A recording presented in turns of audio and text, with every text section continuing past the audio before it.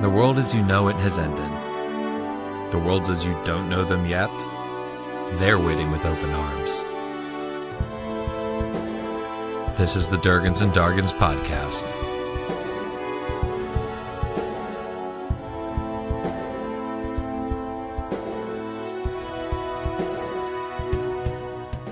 Welcome to Durgans and Dargans.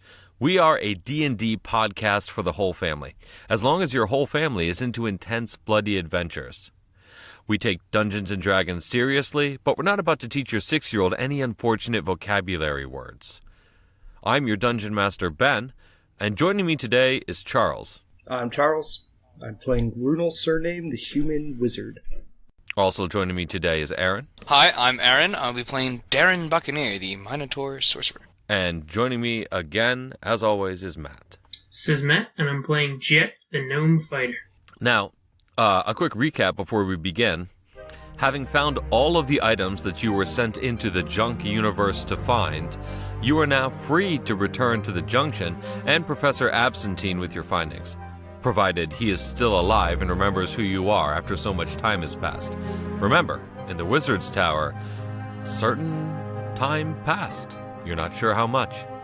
At this point, you guys have defeated the trash worm. Two of the three of you have feasted on the flesh of the giant trash worm after fighting alongside the Salvagian nomads.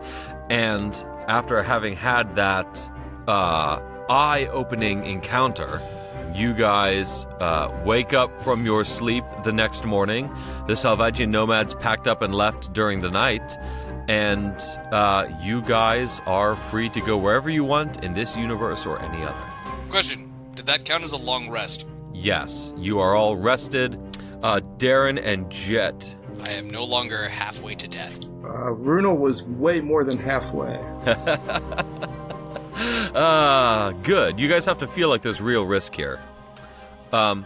Yeah, Darren and Jet, you guys also have those spells that you learned, which I realized later and just tickled me pink that by accident, I gave you both spells that require a dump stat to use. It's pretty great. And that just makes me so happy. I keep forgetting, I'll keep forgetting that I have 8 wisdom until I'll do a perception check. Wait, -1. You guys wake up in the morning in the wasteland of Salvagian Moss, the junk universe. Your mission completed. What are you going to do? I guess we head back. Hopefully we don't run into anything, too miserable.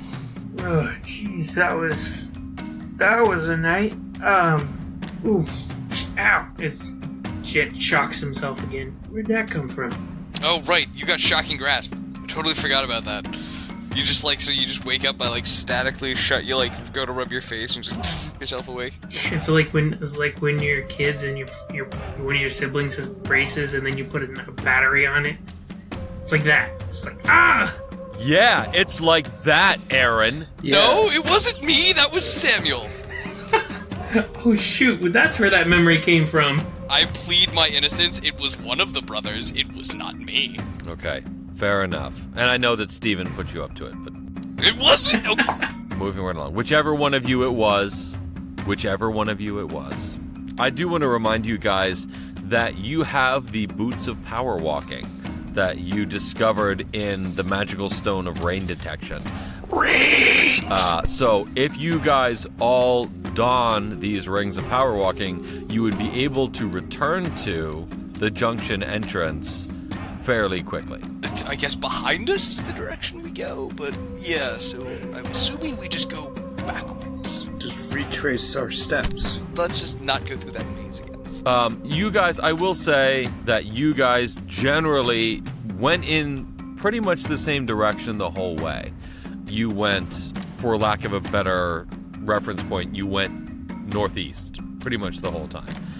So if you go southwest, you kind of vaguely know the direction you came from. If you head in a direct line that way, you're likely to find a reference point that will get you back to the entrance. The entrance was on this gigantic mountain of trash that seemed more solid than the rest of these amorphous piles of trash.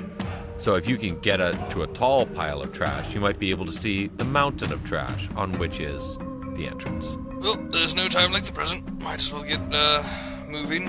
Let's get a move on. All right, you three don your rings of power walking, and you find yourself filled with a zesty energy that just, boom, sends you guys power walking away, and you start covering the ground really quickly. I am going to roll This a doesn't quick double encounter our movement, check here. correct? It just gives us like an extra 10 feet. It quadruples your walking speed, but it only works when there is not a serious threat nearby. So we got to find out if there's a serious threat nearby. Interesting. You don't slow down. That means there's not a serious threat nearby. You guys power walk, and what had taken you a day and a half to travel takes you about 2 hours. And you end up cresting a large ridge of trash, and you see ahead of you the mountain with the entrance on top of it. In a grimy, greasy, gray-brown world, you see this gleaming white, pillared, almost Parthenon-looking hallway on top of the mountain, gleaming even in the gray light of Salvagian Moss. And you are able to make your way back across the river of trash with no further incident. We'll say that you take very special care this time, casting your lines and tying your ropes. You make it all the way back up to the entrance, you walk down it, and seemingly 100 paces into this endless gleaming hallway, you are walking out of an endless gleaming hallway into the Junction. You walk into the same room that you left however long ago. There's a giant cannon that is firing off globes of trash into Salvagian Moss, and there's 2 desks. One with a bored-looking bureaucrat sitting behind it for the Bureau of Universal Transport Services and Outgoing Customs, and another with 2 bored-looking bureaucrats sitting behind it and identifying signs for Butts and the IRS. Well, Buttes, they prefer to be called. As you walk back into this room, the bored-looking bureaucrat from the Bureau of Universal Transportation lazily waves you over and says, So he looks at you and says, Universal ID amulets, please. I give him mine.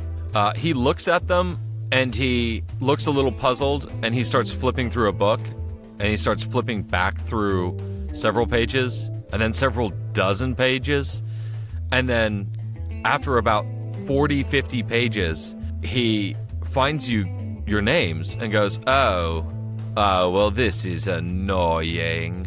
It seems you 3 were declared dead. Well, as you can see, we are all Yeah, quite you're gonna wanna alive. belay that. That's undo that. That's Yeah, you're gonna. Say what now? You see, given that it's a very dangerous universe, if someone is gone for any length of time, in perhaps another universe like, the Gnome universe or something, you would assume that you'd gone native and lived there, but it's a junk universe, so if you've been there for longer than 5 months, you are declared dead. So, Are you sure you're not dead? quite. Are you? Could you become dead in order to fit your description of immigration? I'd prefer not to, at least. I would much prefer you update your records Oh. rather than vice versa. Okay. I will submit the form to have you declared. How do you feel about being declared undead? I know that there's certain spells and conditions that would start to affect us, so I'd rather not that either. Just undo the dead rather than undeading. Okay, all right. And he reaches under the desk and starts flipping through this giant folder of forms. He picks out a form, one for each of you, and says, "Sign here, please," and points to an area that says your name here. And he starts filling out this lengthy form. While he's doing that, the bureaucrat from the IRS side of the booth looks over and goes, "Hello, taxes, please." I'm sorry, do you tax the dead? 'Cause currently I'm still quite dead. we tax everybody. Doesn't matter if you're dead or not, you know? They say the only thing that you know for sure in life is death and taxes, but death is sometimes optional. I just thought taxes ended after death. Oh, absolutely not. Here, you're here. You probably have some stuff from the junk universe, and we'll take our portion of it. Now, the current rate is 1/20th, rounded up to the nearest whole unit of what you have, or an equivalent of 1/20th of it in gold pieces. Now, show me what you've got, and we'll do some calculations. Give us a minute, please. What do we do? I can't do math. I cast Charm Person. You cast Charm Person on the IRS agent? Yes. In front of him? I mean, secretly. Okay, so he makes, what is it, a charisma saving throw? Wisdom Saving throw. Okay. So as you cast this, his amulet of minor bureaucracy lights up, and he goes, none of that now. We're the IRS. We know all the tricks, so taxes, please. Runel just waves his hand and says, these are not the droids you're looking for. Do you have droids? Because we'll take 1/20th of your droids. 1/20th of the... If we only have one, will you take 1/20th of the droid? Oh, absolutely. Alright, Or the gold equivalent of 1/20th of a droid. Alright, well, give us just a minute, and I pull the other two back so we can try and talk privately. What do I just give him money? I don't know. I don't want to deal with this guy. I'd like to punch him in the face, but that ain't gonna go well, is it? Probably not. In an effort to speed up this conversation, Runel, you would calculate that the onyx bricks are worth about 20 gold apiece. The gems that you have are worth, the edible gems that you have are worth about 5 gold apiece. And the rings of power walking you can probably get away with having concealed. You were wearing them anyway. And so the things that are really like of monetary value would be the onyx bricks and the edible gems that you guys have. So how much gold is that total? That is 595 gold. So we owe him 30. We owe him 30 gold, right? What is 120? 29.7. So yeah, 29.7 gold. We each give him 10 gold. Okay. Oh. Well, you guys have already rounded it up, so well done that. You're free to go. Thank you for paying your mandatory taxes. Are there any other kind? I suppose if you wanted to pay voluntary taxes, we wouldn't say no. See you in the next life. Jed is just walking away.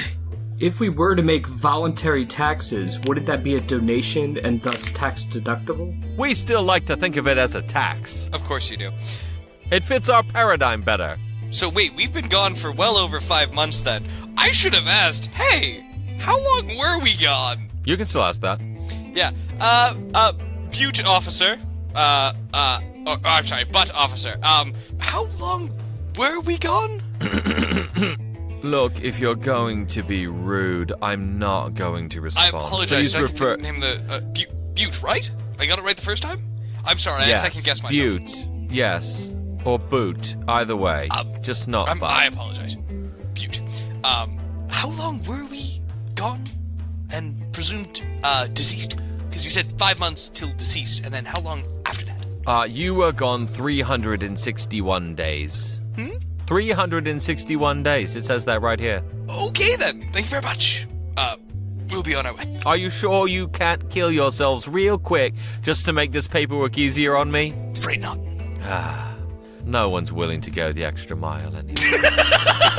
And as he says that, you guys start walking towards the back of the room, and you are greeted by a small half-elven child.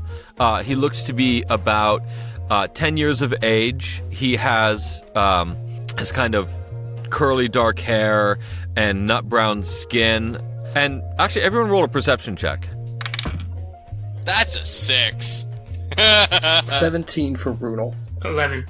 Runel, you notice very subtle, almost flesh tone for him tattoos all over his exposed skin that seem like they are magical glyphs. And he looks at you guys with bright eyes and a cheery smile and says, "Hello, my name's Peace. I work for Professor Absentine. He knew that you were back, and he said that you should follow me and come see him." What do I notice? What do I know about the glyphs? Anything in particular? You would recognize that those glyphs are symbolic of magical powers that the person who is wearing them or has them on them would possess. Do I have any reason to be suspicious of them? Everyone can roll insight if they want. Yay! Insight. How about Arcana? To be suspicious of the glyphs, you mean? Oh, yeah, you can roll Arcana. That doesn't seem right. Well, I got a 1 + 7. Insight, I got a 19. Runal, you're not quite sure what to make of these glyphs. They don't seem like something that you studied in wizard school. However, Jet and Darren recognize this child as an open, trustworthy sort of person and have made up their minds that, yeah, he probably works for Professor Epstein. I just don't trust him because it's tattoos and it's outside of my cultural comfort abilities. You don't like 10-year-olds with tattoos? I'm sorry. Hey, my mom said it was okay. Bruno had a very sheltered life, and anything, that seems exotic or unfamiliar, he's going to be untrusting of anyway, so... Bro, you're walking next to a Minotaur. Okay. Do you mention the tattoos to him? No, I just look really uncomfortable. And Jet just starts staring at Runal and just like, look at me! It is canon that Runal is a little afraid of Jet. Hey, all right, kid, show us the way. Oh, great. Come on, guys. This way. And he takes off at a brisk walk, almost a trot, down a hallway. Does our boots of power walking, do we overtake him? Yeah, like easily so. You almost run into the back of him. He goes, oh, hey, that's a little fast. I can't. Well, actually, let's do this. And he pauses for a moment and presses his hands together, and there's a faint glow of energy around him, and then he starts walking very, very quickly, and you guys are able to keep up with your boots of power walking. Is he a monk or a sorcerer? Do you ask him that? We could have just carried him. We could, yeah. We could. We just have wait, we have to get a coat, and we have to put the 10-year-old on Jet's shoulders, and then we have to put the coat over the 10-year-old, so he looks like a full-grown... Yeah, I was about to say, he's a 9-year-old half-elven child. Like, he's probably larger than you are, Jet, in some ways. Not in all the ways. Yeah, his nose is smaller. We're gonna go with that. I was talking about heart and vigor. Yes, you were. Anyway, you guys hasten through the halls, and he leads you, this time through the front accessway and through the Junction University into Professor Absentine's compound that you recognize, with a large blackstone room with a large blackstone building in the center of it. He presses a button on the front door and speaks into a little mouthpiece. Professor, it's me, Peace, and I've brought the adventurers. They're still alive! Look at us! Oh, he knew that. So, yeah, the doorway opens, and he ushers you in and down a couple of hallways, and there is Professor Absentine in his laboratory, and he seems utterly unsurprised to see all of you. And he says, Oh, welcome back. I'm glad you survived your adventure. I'm very, very pleased. Were you able to find all of the things for which I sent you out? Fairly certain, unless that order changed. No, there were... 3 copper gears. Wait, I think I remember. Yes, let me check my notes. 3 copper gears, 2 onyx bricks, and half a pound of edible fungus. Yes, for sure. And he consults a notebook. That definitely wasn't me just scrolling back through my Google document to try to see what that was. Yeah, he consults the notebook and says, yes, quite correct. Have you brought these things back for me? Yes. Well, can I see? Yeah, I'm like, my hand is still on the gears on the table, and I'm like, Well, okay, yes, there's the gears and the bricks and the moss. Yeah, we give him everything. Okay, you lay it out on the desk, and he looks over it, and he's thrilled. He says, "Oh, this is beyond what I asked you for, and you will be compensated for that. I appreciate an employee who takes initiative. This is clearly over a pound of the edible fungus and moss, so that's quite good. For that, I will give each of you 200 gold. And the copper gears, excellent. For each of them, you will each have 100 gold. And the onyx bricks, 5 of them. Well done. For each of them, for all 3 of you, you may each have another 200 gold for finding these 5 bricks. Thank you very much. I feel like I should owe you an explanation in an effort to make this quest seem less arbitrary and like a generic NPC side quest. That would be nice. The moss is something that I wish to study in its relation to the junction because it is something natural and edible that is able to grow in multiple universes, and I will see if I can make it grow in the junction. The copper gears are something useful, and I want to take universal energy readings off of them when they are put to use in the junction, as opposed to in their original universe, as well as Salvagian Moss where they were discarded. And the onyx bricks are for my collection of onyx bricks, and I am very, very happy to have more of them. This collection of onyx bricks. That was very good. I just much less generic NPC fetch quest. Now, thank you for the context. I look behind and we have. So we'll look back and be like, and there's just a whole house of Legos built out of onyx. Whoa. He wanted another obelisk. Yeah, he is just over the moon with you guys. And he says, and I am assuming from this universe you have other loot as well, which I did not ask for and is yours to keep. I am not the IRS and I do not care what you have.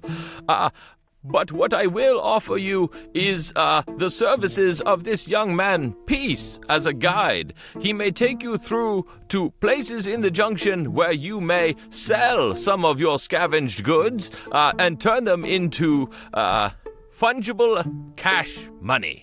What other salvage goods do we have? Because I don't like, I had that. I don't think I grabbed much else. Well, when you emptied your entire bag of holding onto the desk, I noticed that you have a great many daggers. Oh, right, those things that you guys grabbed. Nearly 100 of them there, and there are these edible gemstones, very, very minty emeralds, and I believe that these are things that could potentially be sold to perhaps unique individuals that would turn your current monies into a larger figure. Great, guys. Now we go from the generic NPC side quest. Now time for the shopping episode. Yay! It is the shopping episode, but it's also a chance for me to show off different parts of the junction and this universe that I'm so very proud of. How much gold do you each have? Just... I've got 650 now. So, wait a minute.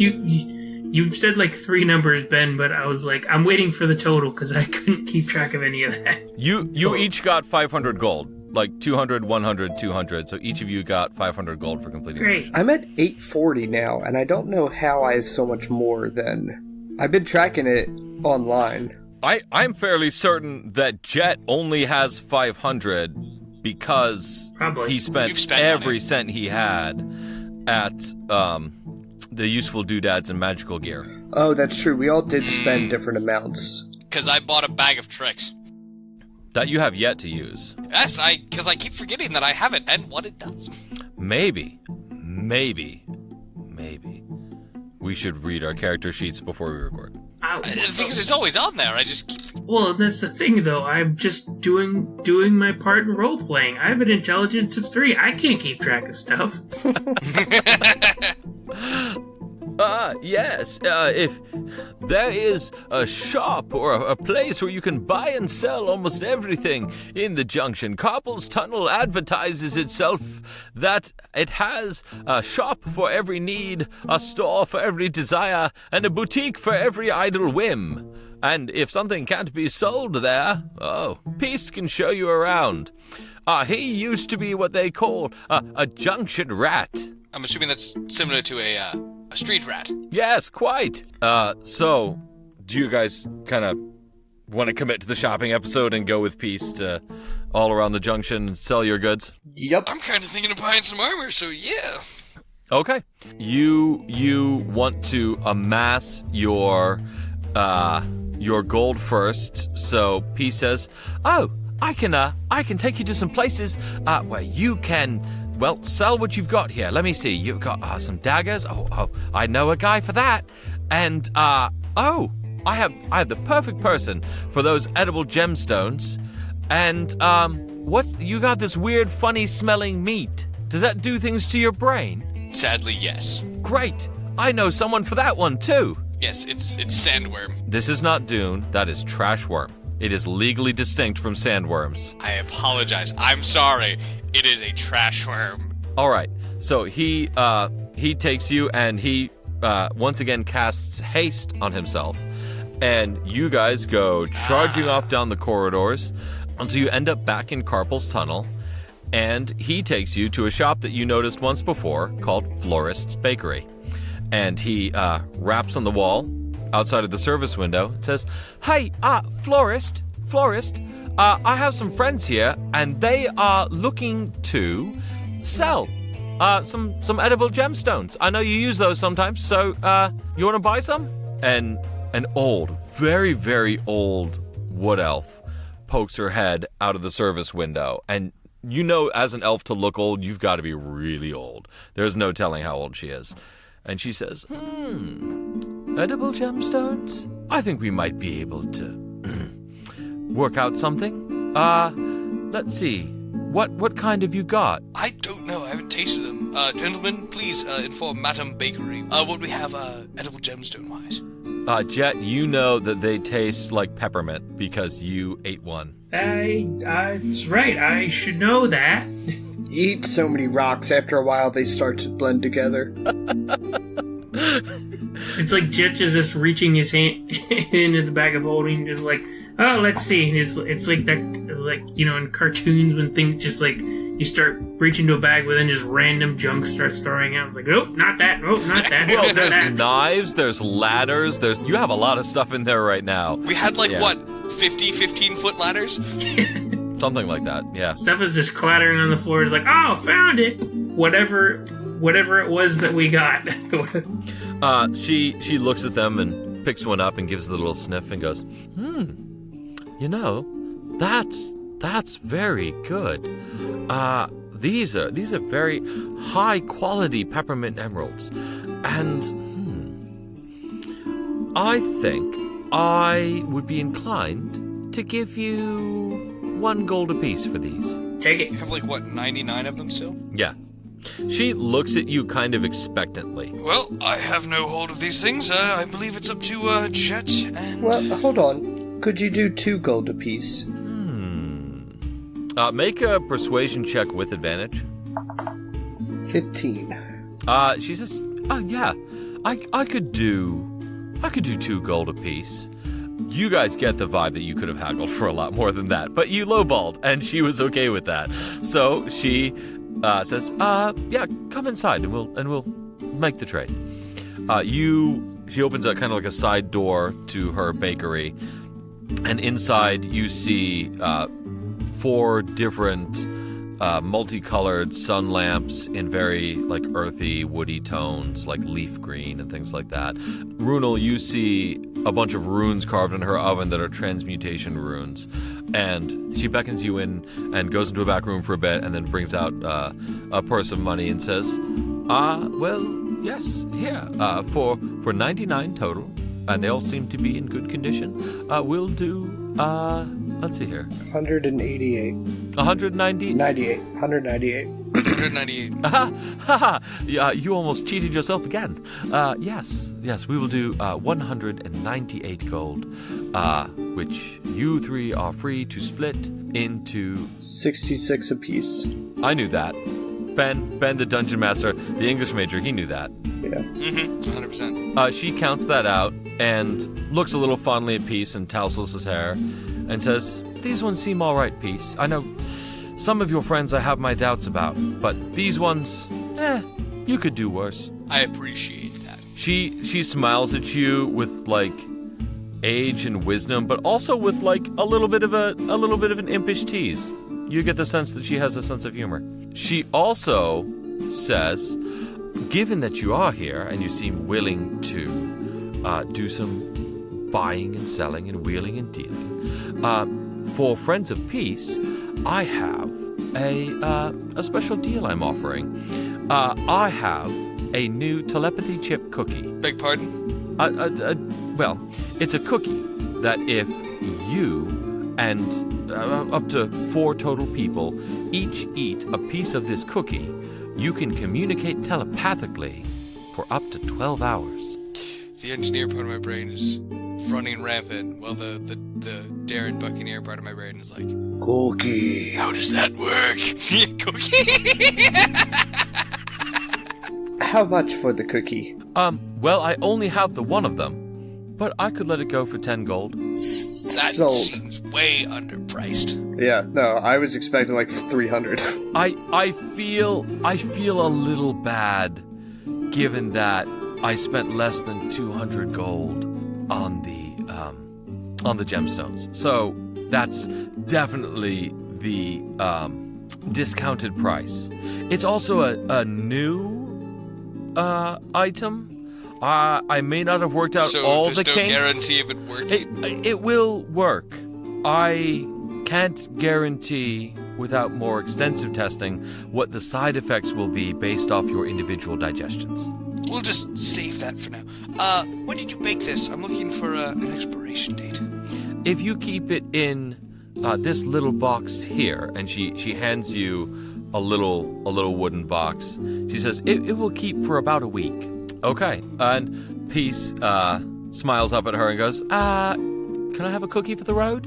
And she says, look, all right. Okay, one cruller. And that's it. She has crullers. This is a good bakery. Yeah. Now, if you want to buy baked goods, you can also do that here, which is not going to give you any stat boosts, but it could be. I'm not currently in the mood for pastries unless no one else is. You guys haven't eaten in a while. A year by my math. By my account. Yeah. Man, my stomach is like really empty, guys. I assumed we ate some kind of travel rations when we woke up. You did, but it's like the afternoon now. Oh, that's true. I'll take, I'm trying to think of like an old pastry. I'll have some hardtack if you don't mind. That's so beneath me. I make high-end pastries. I make pastries that nobles and kings and emperors eat. And I make some simple ones as well. I make for all audiences, but I don't make junk. Would you like a donut? A chocolate chip cookie? Would you like an expensive cookie? I just made a batch with spicy fire gems from Rubella. If you can imagine a cookie, I could even make it. I have a magical oven that cooks things instantly. I lean over to Rudel. What's a chocolate chip? Make a history check. What is my history, real quick? It is You know 0. what? Just make a raw up and down intelligence check for me. Intelligence? Great, that's still a 19. Okay, you are able to determine from context clues that it is a chocolate chip, exactly as the name says. Ben, is there anything else for us to buy of value from this woman? Not in Florist Bakery. Then no. I'm gonna Okay. insist that we press on. Yes. Can I get a dozen donuts to go? Oh yes, absolutely. That's just a single gold for a dozen donuts. Do you want a variety? Just throw stuff in there. I've had a day. Okay, we'll call it a variety. And she I was pronounced dead earlier today. she tosses a dozen donuts in there, and there's just you name it, and it's in there. Boston doesn't exist in this universe, as far as I know yet. But there's like Boston cream, and there's glazed, and there's apple donuts, and it's just a great assortment. You could just, as Jet walks out, he looks like a homeless guy walking out of like a fine bakery with all these like exquisite, beautiful pastries that are just getting things stuffed in his mouth. Yeah, you are just chowing down on these donuts as we walk out. Peace leads you, and this is actually a fairly amusing sight because you guys are all still moving really quickly. Like Peace still has haste, and you guys are still walking really quickly, which is good because you guys end up traveling for about an hour for this next one. Like you guys go really far out into the junction. You guys go, in junction terms, you go up and west. In junction terms, Peace explains to you that Carpal's Tunnel isn't the center of the junction. No one really knows where the center of the junction is, but it's kind of the de facto center of the junction. And all the really high-end boutiques at one end, that's the north end, and all kind of some of the more cheap stuff at the other end is the south end. And that kind of gives you a rough north, south, east, west, and then from there there's also an up and down. And so he is leading you up and west of Carpal's Tunnel. And you go through... So wait, we're leaving Carpal's Tunnel? I thought this was where the shops were. Yeah, he's actually taking you somewhere else right now. He says, I have a place where you can fetch top dollar for that, worm meat. Oh, this is gonna be good. And he leads you up through a few various districts, and he leads you through places, and he stops at certain places and says hi to some folks or negotiates safe passage through a certain area. And he brings you to an area that seems like it is chock full of artists. And he says, this is the Patron District. This is where wealthy people throw oodles and oodles of money at people who claim to be artists. And some of them really are. But there's just art everywhere. And they're always looking for things to inspire their art. And so this mind meat that you have, I think it would fetch an absolutely fantastic price with Mr. Kepper. I haven't announced it to the world yet, so I guess this is my announcement to our podcast listeners. I'm writing a novel that runs parallel to this podcast, and I'm going to read you the description of the Patron District from the novel. Music is everywhere. There's violins, flutes, drums, gongs, voices of every possible tone and timbre. Seemingly infinite galleries displaying works of art. There was a hallway of lifelike portraits that moved and blinked, and the eyes really actually followed you, staring at you intently. There was a large hall with a short wall with a plaque that explained that the wall had been made out of sculptures of individual bricks that were made out of other bricks that had been broken down into bits and then made back into bricks.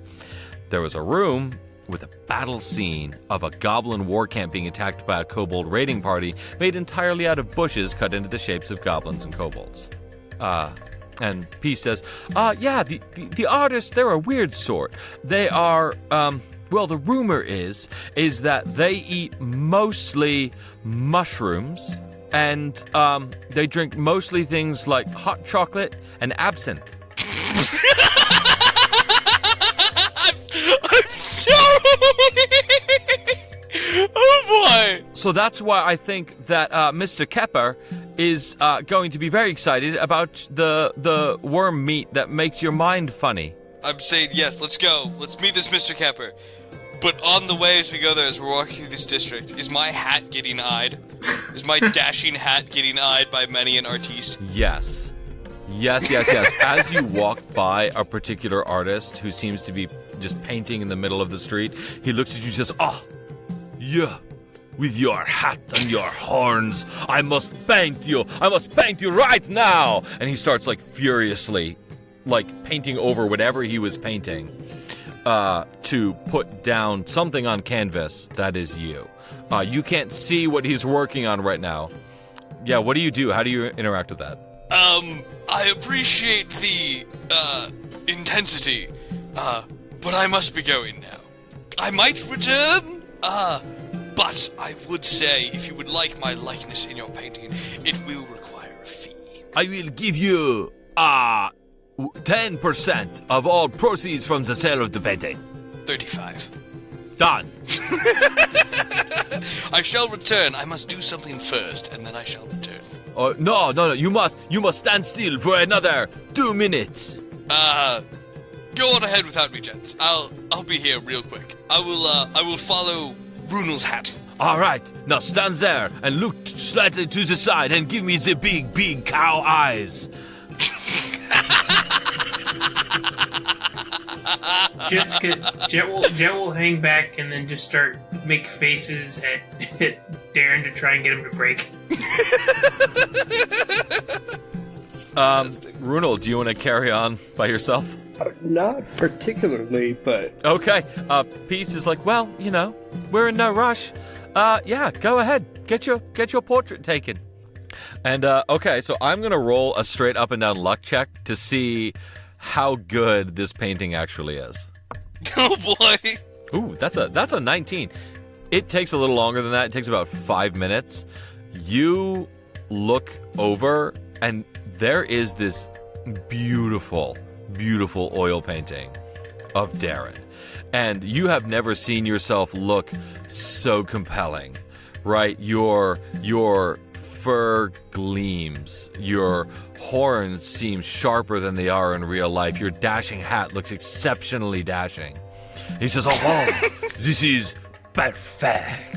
And I will display it in my next gallery showing. You will come see me, and when I have sold it, I will give you your money. Give me a time and place. Yeah, I don't know. You come back, you check in. Where shall I find you then? My gallery is in the Hall of the Oil Paintings. This is very original name. And in the hall, you will look for Bolkar. Bolkar is me. Bolkar. And you will look for Bolkar's paintings. Okay, and I shall return and as soon as I can. All right. After that, you guys. So Peace leads you only slightly further on, and there is an artist's shop or an artist's workshop sort of thing. In which you see a tall, high elven figure who is using probably a mage hand to wield a brush without actually touching it, as he is painting very, very intently a vase of dead flowers. And it seems like it's a pretty good painting, but as you enter, he turns and goes, "Oh, hello." Hello. We're here with the young wood elf Peace. We're here to sell some rather interesting delicacies that might be of interest. Oh my! I was waiting for it. I'm glad the whoever that voice sounds vaguely like was something that was identifiable to some folks. I was gonna say I look at his painting and I say, oh my. And he turns right back to you and says, "Oh my." Who seems to be running this enterprise? I am Keppa, and this is my art studio. And you said you have potentially something for me? I go and who's holding the bag of holding right now? I'm the one who had it. I gesture out my hand to, have Jet give me the meat. And I just kind of hold up whatever, cut we have, in my hand and be like, we have this, trash worm meat that, when consumed, opens your eyes to brand new possibilities. That my gnome friend and I have tasted and seen exactly what it can do, and it is alarming to say the least. Well, now. You don't want to know the things I've seen, man. Ow. This meat will let you go where no man has gone before. I'm still mad no one got my enterprise joke. That was good. I liked it. It would certainly convince me a little more if you could demonstrate some of these things it has opened your mind to. You ready for this, Darren? He says, if it is a destructive spell, here, I will summon a target for you. And he summons, seemingly out of thin air, this little fluffy ball that has no eyes or mouth or anything like that. It just seems like a fuzzball. Does it tremble at all? in any way? Yeah, it makes little cooing sounds. Mine is a 5 foot. It says 5 foot range, but it also says it erupts from me. So can I direct that, or am I just an AOE attack now? Yeah. So I'm gonna step away from people, but I'm just gonna be like, I guess I'm casting this now. So I'll roll to attack with wisdom. So we'll see how this goes. Word of Radiance. Does a 16 hit? Yes, it does. It gleams and shines, and this thing dissipates. In the end, it was, more illusion than an actual troublesome little creature. But yeah, it burned. It caught fire quick. And Kepper looks over, and he says, "Oh, well now. That seems potent. So yes, I will. But wait till you can see what my friend can do." Oh, yes, please. And he summons another of these little furballs. It's like, oh, that's cute. Oh yeah, Darren, I wanted to say great job, and I pat him on his legs and so I can reach in a cast check and grab some. Like the back of my calf. Oh man! By the way, that's a -3 + 3, so that's just a straight roll. That's still 17. Oh, nice. Against you, Darren. Against me? Oh gosh! Why would you need? Okay. That hits my roll armor damage. class. Oh shoot. We had a perfectly good treble for you to hit. It's a 1d8 lightning damage, and that's an 8. Darren, it's in your cult. How do you respond? Well, first of all, the fact that the back of my calf is now singed. And you can't take reactions, so you're basically like you've just been tased or shocked. You've been shocked. By Lathander, why? Oh, sorry, buddy. Oh my, yes. Oh, well done, sir. I applaud your comedic timing. I start patting out my leg and glaring at Jet. I would watch the two of you on a stage for hours on end. The slapstick is elegant. Yes, if he's not careful, I'm going to kick very interested in your worm meat. Let me see. I still have a little discretionary income from my patron. And he goes over into a corner of the room and opens up a chest and says, "Well, how does 150 gold sound to you?" A piece. Oh, well, make a persuasion check. We fought a trash worm and nearly died. Does sound exciting. I have a +3 to persuasion. Let's do this. Okay, yeah, make a persuasion check. That's a 21. We went through hell and high water and nearly died. Our wizard friend here, our educated man, nearly died twice over in that fight alone. Okay, you've twisted my arm. Can you really put a price on inspiration? Yes, 150 gold apiece. And he starts counting out gold and gives you each 150 gold. 865. I just passed 1,000. All right, Peace leads you back through the Patron district, and he actually starts heading almost directly down. You guys go down. Are we still walking, or we going down like a slide? There is a slide. Yeah, it's not as big as the slide you first went on, but there's a slide that takes you down, and it takes you a good ways down. And he brings you to this large cavern that looks like a cave. It looks like it's been hewn out of some kind of natural rock, even though you have no idea what kind of natural rock would exist in the Junction. And you see tents in various sizes, all in black, but with auras of color like an oil slick. And you hear the noises of a carnival. You hear tinny music, you hear shouting and laughing and cursing.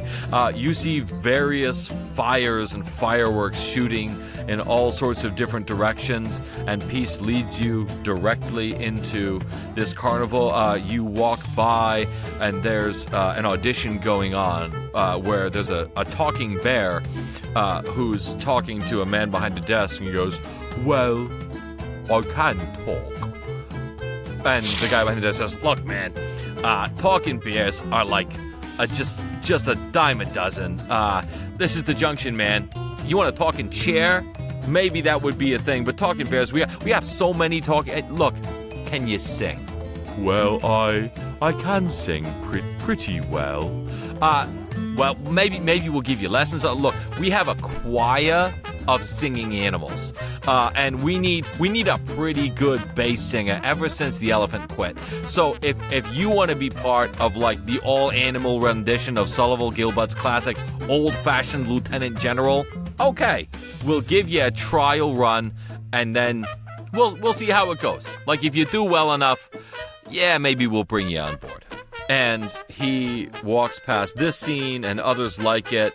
There are talking animals. There are people swallowing swords. There's a person that you see who looks like he's, making this entire large cart disappear. And you can't tell how he's doing it because it doesn't look like there's any actual magic going on. It's weird.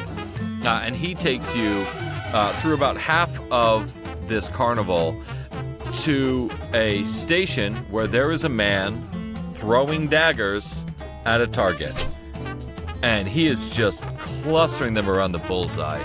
And he looks over at you guys and goes, "Ooh, hey there. You guys are with peace. I like peace. I'm Crazy Kazar. What do you want?" You look like my kind of fellow. You like, and Jet's brain just blanks. Being a cool guy? That's like the only thing I like. Hey, brother. And he gives you like the gladiator clasp, wrist to wrist. Yeah. And he, says, yeah, well, what's up? I got This guy some, seems like a real macho man. Well, yeah, I will admit to a little bit of, natural testosterone. Absolutely barbaric, man. One might even say Savage. But we respect women, right, pal? Oh, yeah. Well, absolutely. We respect everybody. And women tend to be, better for the performing act because the dudes always get scared when the dagger goes between their legs. Well, we happen to be in a surplus of daggers, if you would like some. So, if you'd be interested. Oh, well, let me see what you've got. And Jet pulls out the big pack of 100. Said, This baby can fit so many daggers in him. I think there's probably a lot of them in there. Ooh, yeah. I've been meaning to go to the Shoplex universe and pick up some more daggers. You just saved me a trip, so I'll tell you what. I'll give you I'll give you a little above the going rate. This box of daggers would probably cost about 60 gold. I'll give you 66. Hold on, I have to do math now. Okay. Don't look up what a dagger costs in D&D. I don't care. I'm making this up. Jet honestly does not even think he's just like, hey, sounds a good idea to me, man. I now have 888. That's a fortuitous number. It's a very lucky number in some cultures. You be careful, man. Don't get poked too much by daggers, right? Know what I mean, man? Yeah. Oh, there's no real poking. I throw them into the wood and I never hit the person. Almost never hit the person who I'm throwing around. You added a qualifier there. What's almost mean? Oh, I mean, no one's perfect. No one died. Yeah, true. Hey, can I give it a go? Here, let me get up there and then throw it at me. I can take it. Oh, yeah. All right. And he says, well, we're open for business, so how's about this? You and I put on the show, and I'll give you some of the tips. How's about that? Oh, there's a whole gig? Oh, man, let's go for it. You okay with this, guys? Go for it, man! He stands up on a crane and says, come on, come one, come all. This man is tiny, but he has got a heart as big as mine. I'm gonna throw the daggers within a hair's breadth of this man. And a small crowd starts to gather. This gnome? And, I mean, you're a male gnome? I guess, yeah. Yeah, but, like, You're a man gnome, does man. kind of refer to human. That's fair. Alright, this gnome then! Smaller target. Harder to almost miss. I mean, almost hit. That one! Alright. And he stands you up on a barrel in front of this target, so you're directly in front of the bullseye. Alright. Let's make some attack throws. He's got some crazy bonuses to this. Yeah. Also, I'm watching quite happily because he just shocked me in the leg, and I'm like, I won't mind seeing some blood right now, as long as it's not lethal. His first roll was a 26. Jet, it whizzes right next to you and is like almost touching your ear, but not quite.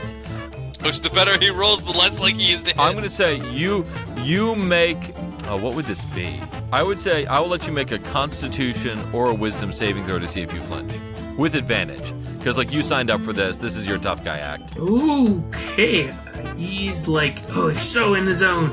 Say 15. Yeah, you don't flinch. You don't flinch at all. And he rolls again. Yeah. This one goes a little wide. It's not very close. It doesn't hit you, but it's not impressively close either. So he goes, all right, this one's for all the marbles. Watch me get it. Okay, he rolls a 22. It like shaves a slight furrow in your hair. Like you just got a little bit of a haircut. He says, all right, man, you seem pretty sturdy. You want to go for one last one? Give it to me. Oh boy. Ah, what is that? That's a 25. Yeah, it goes like right next to your neck. So close to your artery right there. It is right there. Yeah, make a Constitution check to see if you flinch. Oh, 22. Oh, nice. Brilliant. He says, ah, what a great participant. Oh, yeah. He's like the cream. He rises to the top. And you hop down from the barrel, and he passes the hat and picks up some coins. And all told, it's like 8 silver pieces, and he gives you 2 of them. Hey, thanks, man. I give him a big gladiator class. Yeah, thanks, man. You're a cool guy. Keep it up. Anytime, man. We cool guys gotta stick together. All right, yeah. You're not shocking him. Like, what'd you say? And I touch him again, and it zaps him again. Zaps Sorry, me. fur. Sorry. Oh! Like grabbing my calf again. I'm just All right, Peace now turns to you guys and says, well, I think that was pretty much everything you wanted to sell, right? Yes, we're keeping the ladders. Yeah, well, they're not really sellable. No one wants a broken ladder. That is true, but we can make bridges. We could go to a pawn shop, maybe? Or we could go to the part of the episode, breaking the fourth wall a little bit, where you start buying things. Would you like to do that? Yes. Okay, so at this point, you guys tell me what you want to buy, and I will see how quickly I can make up a brand new shop out of whole cloth.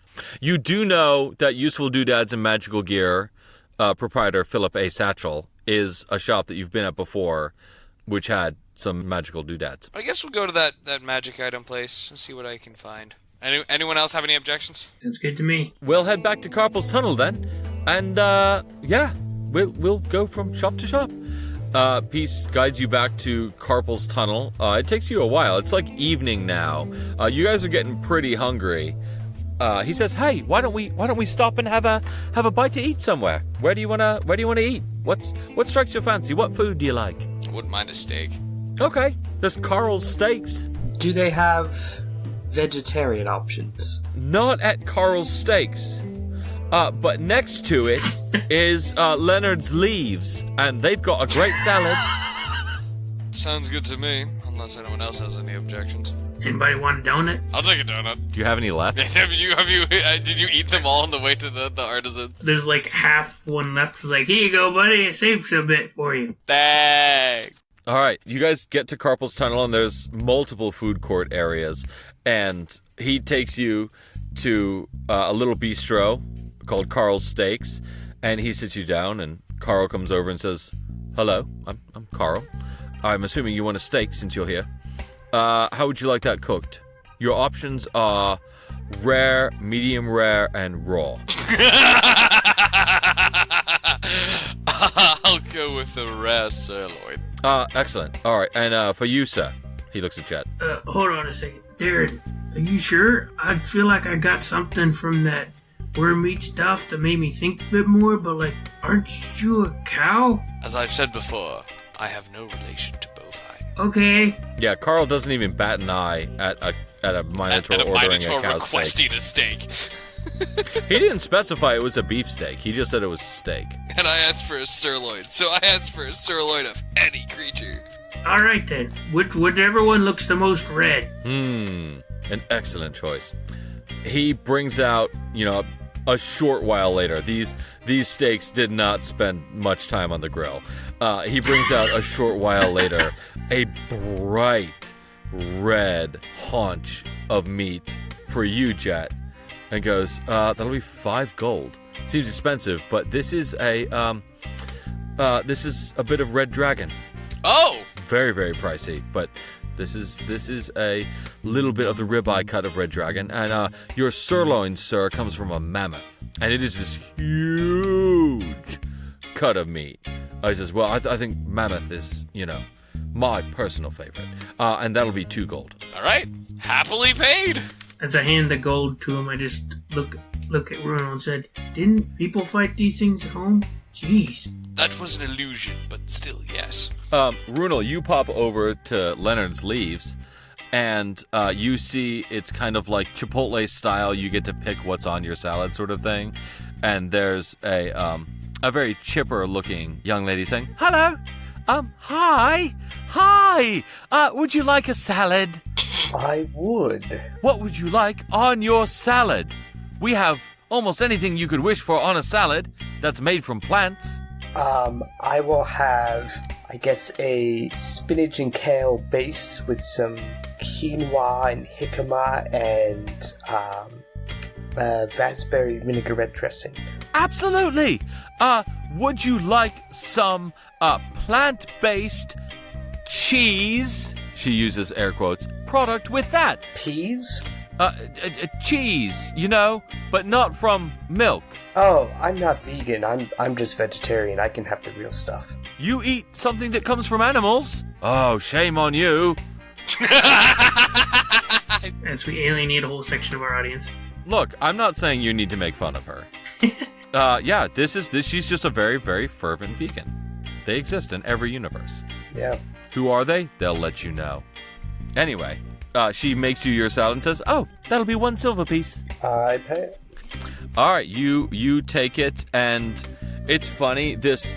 Both of these restaurants kind of share a seating area, but most people aren't anywhere near each other in the seating areas. They're kind of, notice there's some dirty looks being given from one side to the other side, where some people are chewing down on literally raw meat, and some other people are looking aghast and honestly a little sick as they, eat their arugula salads. And they're right into the table that's like cut right in between the two, with just Jet on one side and Bruno on the other. Exactly that. And you guys enjoy a meal, and it's fantastic. All right, the mammoth meat is seared perfectly. The red dragon has a spice to it that is absolutely fantastic. Not overpowering, but you can tell that it's utterly unseasoned, but it has flavor as if it had been roasted in the fires of heaven.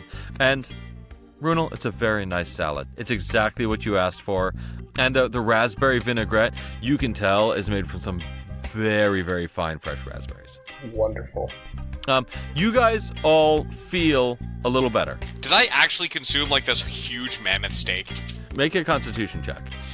I'm about to say. Oh boy! That's a 13. You don't finish it.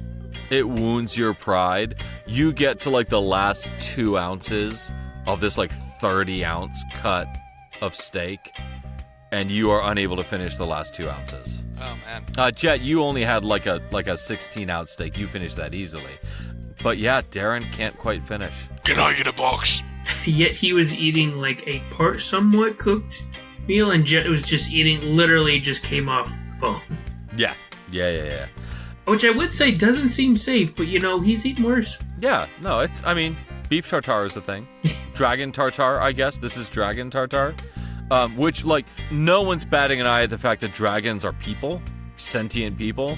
But apparently this one died and was turned into meat. Some things you just don't want to talk about. Carl brings you a little folded paper box and says, most people can't finish that one. You did really well, though. Yeah, not bad. I will say that, mechanically speaking, this full, delicious meal gives you each inspiration. So please mark off in your character sheets you have inspiration to be used to give yourself advantage in some future check. I still have a point of inspiration. Now I have a +2. I've had a point of inspiration that I haven't used for... No, point of inspiration gives you advantage, which also, if you already have a point of inspiration that you haven't used, it doesn't stack. So you still have a point of inspiration. Yeah. That should teach you to use your inspiration. All right, Peace says... Peace looks at your last 2 ounces of madness and goes, you can eat that. Yeah, go for it. Thanks. And he kind of wolfs it down with some relatively sharp-looking teeth. So yeah, he sat down and says, all right, okay, so we're looking for the magic shop first? Yes, sir. Sure. Says, okay, yeah, right over here. And he leads you down a fairly familiar catwalk, and it takes you to Useful Doodads and Magical Gear with a sign that says Proprietor, Philip A. Satchel. And you pop in, and he says, oh, hey there. Oh, well, it's good to see you guys again, right? You guys were working for the professor a while back, yeah? How you doing? Doing quite all right. How are you? I'm doing just dandy, don't you know? Yeah, so, what can I, do you for? Hey, fella, I'm looking for something else to keep the old muscles protected. You got some sort of armor you can use? Maybe something with magic on it? Oh, hey, well, there's a few things I've got here. Oh, I've got a new one here. So this one's called the Armor of Spring-Heel Jack. And this in here allows you to fall, and if you land on your feet, it negates up to 10 points of falling damage. So yeah, boots of Spring-Heel Jack with well, it's not the boots of Spring-Heel Jack, it's the full armor of Spring-Heel Jack. It's this cool looking suit, mostly chainmail, little bit of plate here and there on the elbows. So yeah, so it'll function as chainmail armor, but it will allow you to negate 10 points of whatever falling damage you take. Gotcha. Or is the rest of my party okay with me having disadvantage on stealth checks because of clink, clink, clink, clink? Yeah, I'm cool with it. That's pretty good, man. How much you go for that? That there will be I mean, it's pretty expensive, so we'll go with 400 gold. Oh, that's like I could meet you at 350. Well, how about we say 375? Now you're a reasonable guy. Let's go for that. All right, 375, and the armor's yours. All right, y'all want something? I have 2 items. I was looking for one, a ring of water walking. Oh, I got one of those. Because I had some quite nasty spills in the trash universe that I'd like to avoid. And the other one is, do you have any elven chain? Because I hear it as effective no matter what your proficiency with armor might be. Oh boy, hecky, I got elven chain, but that'll cost you. Yeah, that's gonna be about 4,000 or 5,000 gold. That's a lot. You got 4,000 or 5,000 gold? Not yet, but I'll come back for it. I've got my eye on it. However, that ring of water walking, do you have that one in stock? Oh yeah, I got one of those for 250. 225. Nah, that's just a standard price. I don't haggle for those. 250. Fine, 250. Ha! Oh man, you're a rube. I would have haggled for that, but yeah, 250. Here we go. Here's your ring of water walking. Now I'm like, eh. It's all right. Hey already man, you want to buy something else? Maybe I'll haggle for that one. And how about you, Mr. Wizard? Can I interest you in something? Well, I'm looking... Ideally, I would find something that would let me cast more spells. So if you have any, staffs or wands or things with spells already stored in them, anything you would recommend? Well, for a large fee, like 800 gold, I've got this blank wand that you can charge up with up to 3 second-level spells a day. Do I have to already know the spells?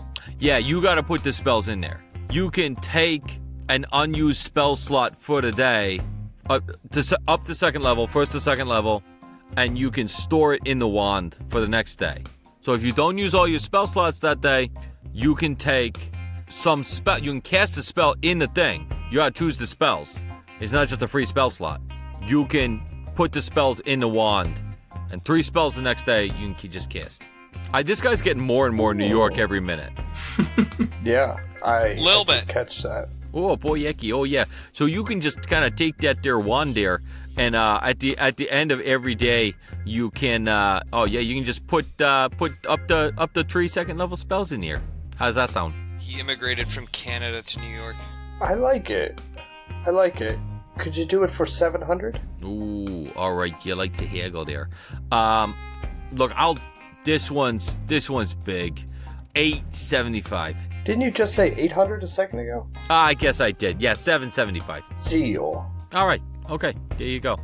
Man, I just everyone ends up becoming a Long Islander. I don't know what it is. Anyway, he says, "Oh yeah, here you go. Here's your wand, man. Well done. Yeah, that was some decent haggling." And do you have any spell scrolls? Oh, yeah.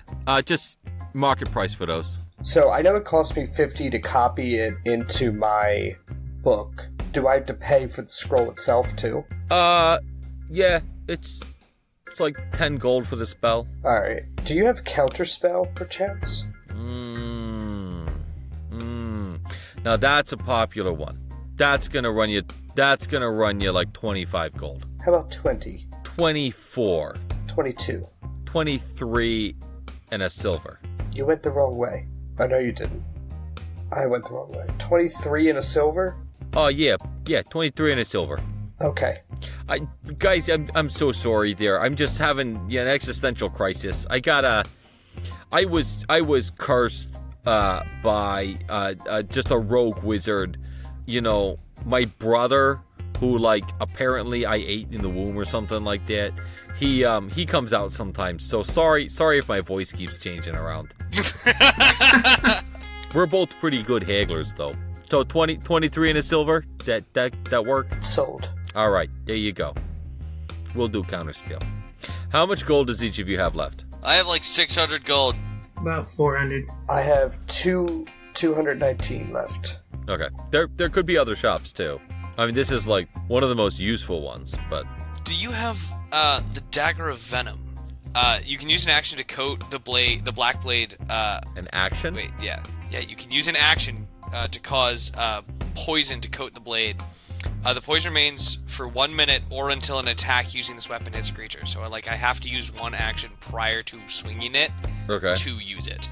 And that creature must succeed a DC 15 Constitution saving throw or take 2d10 poison damage and become poisoned for 1 minute.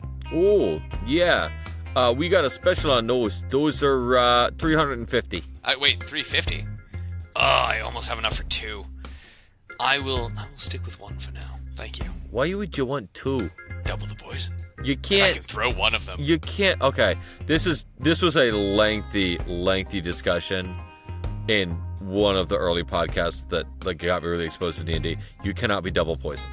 Fair enough. Yeah, as in D&D, as in real life. In D&D, as in real life, dual wielding is seldom efficient for anything. Yeah, that's fair. Unless you become really, really good at it. Unless you become really, really good at it. And that's your thing. Yeah. What about a Hat of Wizardry? What does the Hat of Wizardry do? You can try to cast a cantrip that you don't know. The cantrip must be on the wizard spell list, and you make a DC 10 Arcana check. If it succeeds, you can cast the spell. If it fails, so does the spell, and the action used to cast the spell is wasted. In either case, you can't use this property again until you finish a long rest. So once per day, I make a DC 10 Arcana check to cast a cantrip that I don't know. Ooh, yeah, had a wizardry dare. Yeah, I got one of those. Yeah, that'll run you about 400 gold. Could you do it for 219 gold? Ooh, nah, couldn't do it less for then. 320. I'm coming up short there, friend. I'll be back, though, for that hat of wizardry. Well, I'll probably still have it in stock unless someone bought it. Sorry, that was my brother coming out there for a little bit. Question about two different things. Did you might happen I thought I heard it called something like that. A rod that, like, you click a button and then it doesn't move. A movable rod. And maybe a hammer that, like, you throw it and then it comes back to you. Like, it kind of makes you look like you're a Thor or something, whoever that is. Oh, yeah, I got one of them hammers. That's about 400. The movable rod is about 500, though. A little more expensive. 400? Yeah. Now, DM, the rules as written, it requires attunement by a dwarf for a dwarven thrower. You have the belt of dwarven kind. I will allow that. Hey, and now I'll take it, sir. And now Jet is broke again. Jet is only able to count his money when his money is 0. And even then he struggles. All right. If you guys are done spending, at this point, you have given me the great gift that I haven't had to make any new shops up on the spot. But here we go. You guys have received a great deal of magical benefits. Anyway, so P says, all right, guys. If this was a one-stop shop, fantastic. I'll take you back to the professor for a well-earned night of sleep. And he guides you back to the professor's compound, and he leads you back to your suite. You guys are each able to go to your rooms. You guys take turns taking long, hot baths and showers. You feel clean. After a universe of junk, you feel great. You don some fresh clothes, and you fall asleep for the night. Each of you with your own thoughts. All right, guys, we'll call the episode there. Thanks, guys, for being great players. Thanks, listeners, for being great listeners. As always, thank you to my wife for letting me play Dungeons & Dragons as a hobby. You guys have all been pretty great.